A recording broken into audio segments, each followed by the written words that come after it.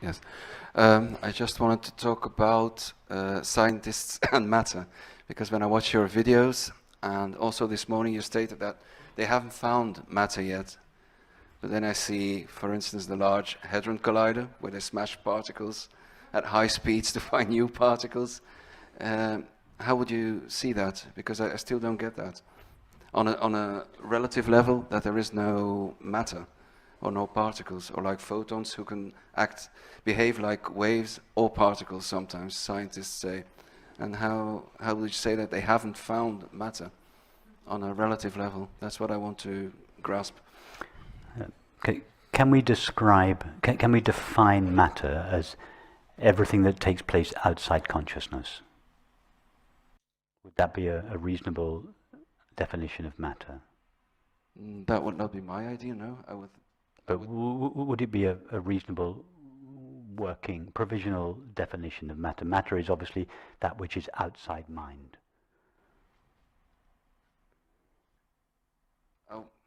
Yeah, my idea would be there would be particles, but the only way. Okay, but the particles exist outside mind. Because if they exist inside mind, they must be made of mind. So if they're not made of mind, they must exist of something that takes place outside the mind, called matter. Do you mean the person's mind, or the observer, the scientist, for instance, or? Yeah. Yes. Well, I would think that we only have our senses to observe a certain reality outside the person.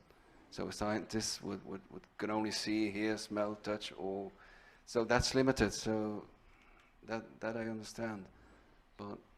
So you understand that the scientists, or the mind of the scientist, whatever that mind experiences, takes place inside that mind. For instance, your perception of this room is now appearing inside your mind. Have you ever experienced anything that didn't take place inside your mind? Or let's say inside consciousness. No, I haven't. Has anybody ever experienced anything that didn't take place inside consciousness? It's always in their mind, no, not outside of their mind, or no. So would you agree that our culture makes a huge leap of faith in believing that there is something outside consciousness, and that's called matter. The stuff that supposedly exists outside consciousness is what we call matter. Stuff that is not mind or not consciousness. You acknowledge that neither you nor anybody has ever or could ever experience such a thing. And yet most of us believe there is such a thing. Moreover, not only do we believe there is such a thing as matter, we believe that our own mind is derived from it. In other words, we believe that the only thing that is ever experienced is derived from the only thing that is never experienced. I mean... Yeah, I get that part. But still, now the classic example is you're on the pavement, you see a car coming, you're not going to cross the street. But exactly the same is true when you're dreaming. When you're having a dream, you don't cross the street. Why? Because if the car hits you, it's going to hurt. It's true in the dream, but that doesn't prove or even imply that the car exists outside consciousness. Yes, if you cross the road, the car will hit you and it will hurt, whether you do it in the waking state or in the dream state. Mm-hmm. But if I just suppose I don't see the car coming, I'm distracted. I don't see the car. It's not in my mind. I'm not conscious of it. I cross the street, bam, I get killed. So. Well, then you usually wake up in the dream and realize that it was all in your mind. Yeah. Yeah, I still. I understand where you're coming from. You see, the scientists. It's not just scientists. I like scientists, by the way, very much. It's our culture in general. But science in particular uses the fact that we all experience the same world as evidence that there is a world outside consciousness. These flowers are appearing to 100 different minds at the moment. Yeah, I get that part, because when we always say these flowers are red, and someone else is saying, and that sort of confirms our perception that flower is red, while colors don't really exist. It's the way. No, I wasn't. I was just going to say the fact that the flowers exist, that the fact that the flowers are appearing to 100 different minds. If one of those minds would leave the room, the flowers would continue to exist and continue to be perceived. And from this, our culture in general draws the conclusion that therefore the flowers must exist outside the mind, because when one mind leaves, or two minds leave, or three minds leave, the flowers still remain. This is the argument that our culture uses to prove the existence of a world outside consciousness. But there is another interpretation of the same fact. The same fact, the fact being that we are all experiencing the flowers. Now, if each of our minds were precipitated within and made of the same field of infinite consciousness, then each of our minds would be informed by the same field of consciousness. And therefore it is not surprising that parts of each of our mind are shared, like two circles that are overlapping. Part of the contents of the two circles are shared, and part of the concept, part of the circles that are not shared, that are not overlapping, their contents are not shared. So the consciousness-only model can explain the agreement we all have about the nature of the world, but without appealing to something outside consciousness. The fact that we all experience the same world is because each of our minds is informed by and appears in the same consciousness. It is the sameness of consciousness that gives rise to our feeling of the same world. So if we all left the room and the flowers are on the table, what would the status be of the flowers? How would you? Well, no one can be sure there are flowers anymore, because no minds. But what I'm not saying is that all there is to consciousness is the content of our waking state mind. We all know from our personal experience that there is much more to our own mind than simply the contents of the waking state. When we fall, in fact, the waking state is the narrowest segment of our mind. If you fall asleep and dream, or if you take ayahuasca, or if you meditate, the focus of the mind relaxes, and as a result, its spectrum broadens. So there is much more to mind than the waking state. So I am not suggesting that all there is the content of each of our minds. I'm painting a picture of an entire field of consciousness, which, when at rest, has no form within itself. But when it starts to move within itself, that movement gives its own presence an amplitude and a frequency. In other words, its formlessness begins to take form as it begins to vibrate within itself. And I'm suggesting that each of our minds are a window onto that infinite consciousness. Each of our minds are, as it were, the agency or the vehicle through which infinite consciousness is able to see itself as the world. So our minds would be like personal computers sort of logging into a network of consciousness. You could say that, yes. So there is very much more available on the network than you are able to see on your computer. So I'm not saying that all there is in consciousness is simply the sum total of our waking state minds. Our waking state minds are just temporary windows onto this infinite field. And that explains the reason why we all share the same world without appealing to something outside consciousness. Why is it not legitimate to appeal to anything outside consciousness? Simply because nobody has ever or could ever find that stuff. The belief in a world made of matter outside consciousness is just a belief. It is a conditioning. Nobody has ever found it. It is just a way of thinking. It's like thinking the earth is flat or the sun goes round the earth. It is just a way of thinking that we have all, as a society, bought into as the most plausible reason for our experience of a shared world. It is an interpretation, not a fact. If we stay very close to the facts of our experience, we never find or could ever find stuff outside consciousness. And it's not necessary. All the laws of physics, as we now know them, can be explained as laws of mind, laws of the that govern the activity of mind, rather than laws that govern the substance called matter. So I'm not dismissing 2,000 years of science. I'm just upgrading the science of matter to the science of mind. I use mind and consciousness synonymously in this context.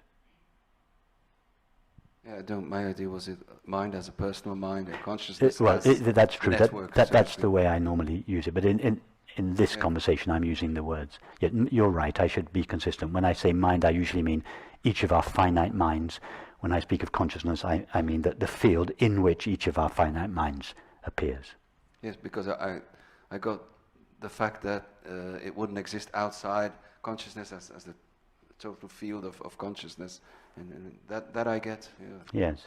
Can't exist outside of that. Why does the world appear to us in a way that is consistent with classical physics? Why does the world appear to us as stuff made out of matter, that is, stuff made out of something other than consciousness? It's because go back to the dream world. When you have a dream at night, you fall asleep to your own mind. You dream a world within your own mind, but you have to view the dream world from the point of view of someone in that world.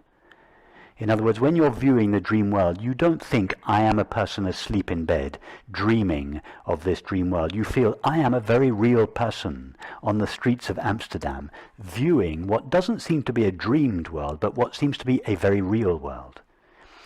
So duality, this relationship between the subject that perceives and the world that perceives, is inherent in manifestation. That's the way manifestation is known. It is always known in subject-object relationship. And the object, by definition, has to appear as something other than the subject.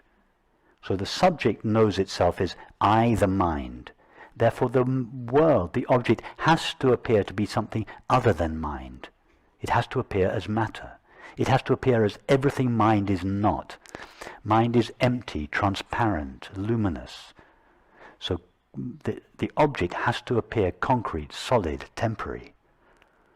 So that is why even in a dream, which we know is only made of mind, the world we experience is made out of something, and it actually feels, it appears and feels to be solid, even in the dream. As you say, you step out in front of a car on the road in a dream, and it hits you and it hurts. One solid object hits another object. That's the way the dream world has to appear to the separate subject that knows it. And that's why this world appears in accordance with classical physics. It appears in a classical way to us. That's exactly the point where I can't follow you anymore, is where I see that there's, to me, the awareness is no longer created by or linked to matter. That I get. There's just consciousness, because the more I examine it, in fact, that confirms in my experience, it's like that. but I just don't get why there can't be matter that is observed within consciousness, that exists in consciousness, that is seen by consciousness. What would the essential nature?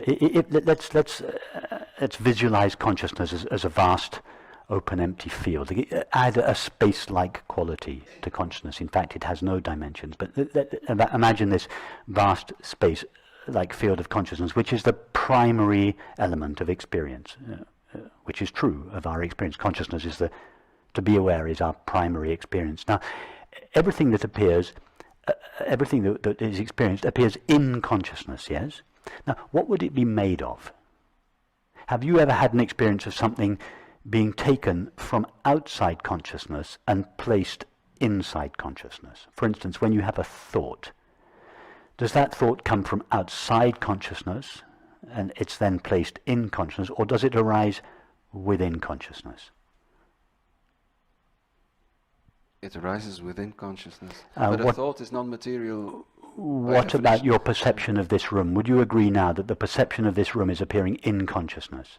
Yes, absolutely. Yeah. Did you have an experience before you had your current perception? Were you aware of the current perception outside consciousness that subsequently appeared in consciousness, or did the perception arise within consciousness? In consciousness. Okay. Yeah. So you agree that all experience arises within consciousness. Yes. Nothing comes from outside. In fact, we don't know that there is an outside of consciousness. Now, prior to any thought or perception, what is there in consciousness other than itself?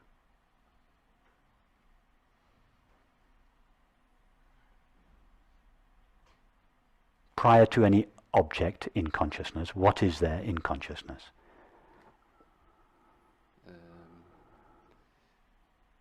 In a way, everything? No, nothing. Nothing or everything, I would say. Everything in potential. Everything in potential. When there are no clouds in the sky is empty, but all the clouds exist in potential in the sky. The potential for everything to the potential for everything, but nothing has yet taken form. Yeah, there is just the empty abyss. Now, when forms start to appear in consciousness, what are they made of? They can only be made of the stuff that is already present in consciousness. What is that stuff? I know you were saying that it's awareness. But it's only consciousness. But then it's the word stuff. You say, what's the stuff it's made of? And yeah, I still get stuck in that view that it's stuff within consciousness. Well, it's stuff within consciousness, but it's not within consciousness like objects in the space of this room. It's more like images on a screen. An object in the space of this room, relatively speaking, is made out of something different from the space. Relatively speaking, this glass is made out of matter and the space is empty. Forget that model. It's used in the early stages of the non-dual teaching, but it's a very limited. Replace that metaphor with the screen and the image. The self-aware screen and the image. Whatever appears on the screen doesn't just appear on the screen, it is made of the screen. All there is to the landscape in the movie is the screen itself. Now, all there is to your thoughts is the knowing of them, yes? That knowing is consciousness. All there is to your perceptions is the knowing of them. Yeah? That knowing is consciousness. In other words, all you have ever known is knowing or consciousness, and you are the consciousness that knows it. In other words, you, consciousness, have only ever experienced yourself.